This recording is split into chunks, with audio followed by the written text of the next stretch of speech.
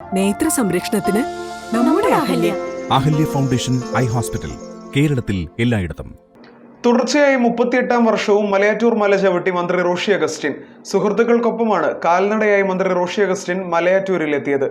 ഓരോരുത്തരുടെയും വിശ്വാസം സമൂഹത്തിന് ഗുണകരമാകുമെന്ന ലക്ഷ്യത്തോടെയാണ് മലയാറ്റൂർ മല ചവിട്ടുന്നതെന്ന് മന്ത്രി മൂവാറ്റുപുഴയിൽ പറഞ്ഞു. ദുഃഖവെള്ളി ദിനത്തിൽ മലയാറ്റൂർ മല ചവിട്ടി മന്ത്രി റോഷി അഗസ്റ്റിൻ. 38-ാമത്തെ വർഷമാണ് കാൽനടയായി റോഷി അഗസ്റ്റിൻ മല ചവിട്ടുന്നത്. നേർച്ചകളുടെ ഭാഗമായിട്ടൊന്നുമല്ല താൻ എല്ലാ വർഷവും മല ചവിട്ടുന്നതെന്നും ഓരോരുത്തരുടെയും വിശ്വാസം സമൂഹത്തിന് ഗുണകരമാകണമെന്നും കേരള കോൺഗ്രസ് നേതാവ് മൂവാറ്റുപുഴയിൽ പറഞ്ഞു. മലയാറ്റൂരിലേക്കുള്ള ഈ തീർത്ഥാടനം ഇത് 38-ാം വർഷമാണ്. തുടർച്ചയായി 38 വർഷം മലയാറ്റൂരിലേക്ക് കാൽനടയായി നീങ്ങാൻ കഴിഞ്ഞു എന്നുള്ളത്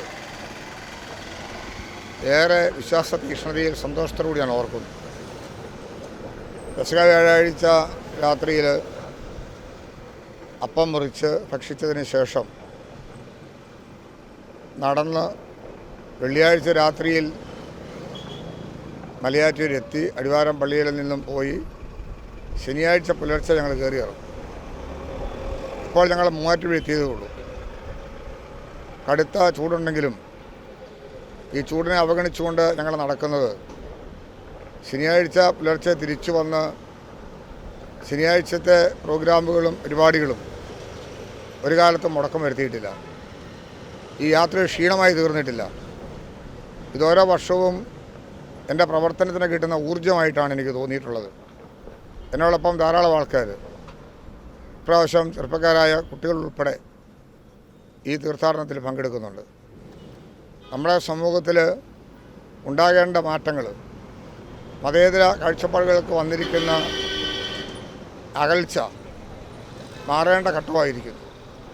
എല്ലാ മതങ്ങളും എല്ലാ വിശ്വാസവും മാനുഷിക സ്നേഹത്തിനും സാഹോദര്യത്തിനും വില കൊടുക്കുമ്പോൾ തീക്ഷ്ണമായ വിശ്വാസത്തിൻ്റെ കുറവ്, ആത്മീയമായ തീക്ഷ്ണത കുറഞ്ഞു വരുന്നതാണ് അതിൻ്റെ കാരണമെന്ന് ഞാൻ വിലയിരുത്തപ്പെടാറുണ്ട്. സുഹൃത്തുക്കൾക്കൊപ്പമാണ് റോഷി അഗസ്റ്റിൻ എല്ലാ വർഷവും മല ചവിട്ടുന്നത്. പതിവ് പോലെ തന്നെ 38-ാമത്തെ വർഷവും മലയാറ്റൂരിലേക്ക് കാൽനടയായി ഇന്നലെ വൈകിട്ട് തന്നെ പുറപ്പെട്ടു. 1985-ൽ 10ാം ക്ലാസ് പരീക്ഷയ്ക്ക് ശേഷം ചക്കാമ്പുഴയിലെ വീട്ടിൽ നിന്നാണ് ആദ്യമായി കാൽനടയായി മലയാറ്റൂരിലേക്ക് യാത്ര പുറപ്പെട്ടത്.